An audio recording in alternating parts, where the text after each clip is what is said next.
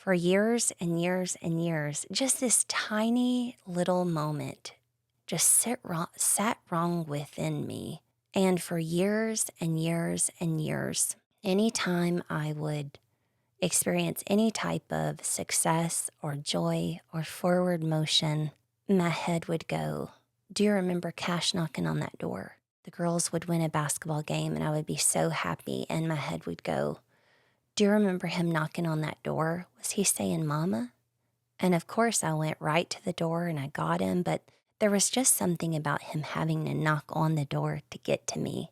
My head would say, you weren't on a walk with him. You weren't sitting with him, teaching him his ABCs. You weren't doing those things that a plugged in mother needs to be doing. He had to come to your room and get you out of your bed. It haunted me for years, y'all. We're 10 years out, and the healing and restoration that I've experienced with this memory is recent, like new.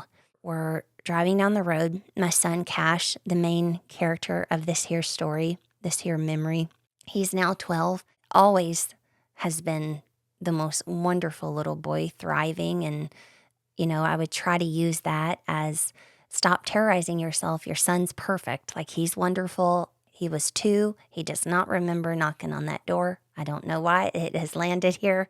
But either way, we're going down the road and he says, in Dad's apartment, and he tells me something, and I just went, what'd you say? And he said, in Dad's apartment. And I just went, like, that was our apartment. It was me and his dad's and sisters. We all lived there. And I said, do you not know that Mom lived there? And he said, what? No, you did you? And I said, yes. And he's like, huh, and just went on the rest of the story.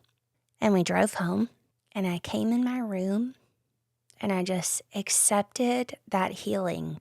I knew how silly it was that tiny little moment had me by the chokehold, but the way my head would define it and define me as a mom by it, however incorrectly, it had eaten my lunch, you guys. And in that little tiny moment, he just took it.